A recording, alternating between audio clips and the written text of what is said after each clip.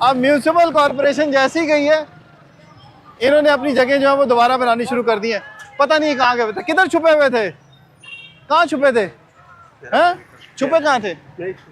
देखें कितने बड़े बड़े जो है वो रेड़े हैं और म्यूनसिपल कॉरपोरेशन को नज़र नहीं आए। जैसे ही वो टीम गई है तो इन्होंने दोबारा अपना जो है वो काम करना शुरू कर दिया था। इन्हीं लोगों की वजह से लोगों जो पैदल चलने वाले हैं वो मुश्किल में है और दुकानदार हैं वो मुश्किल में है। और इनको आप देखें सिर्फ़ और सिर्फ ये डरते हैं म्यूनसिपल कॉरपोरेशन से। 1 2 3 4 5 6 7 8 9 10 चारों तरफ आप देख रहे होंगे कि सड़क रुक गई है। अब वो देखें वो उस तरफ भाग रहे हैं, एक उस तरफ भागा, ये 4-5 जो है वो उस तरफ भाग रहे हैं, 8-10 जो है वो उससे भी आगे हैं। तो ये सूरत हाल होती है यहाँ पे जिस वक्त म्यूनसिपल कॉरपोरेशन आती है। उसके बाद जैसे ही ये टीम जाती है तो ये दोबारा जो है वो यहाँ पे कब्जे करना शुरू करते हैं।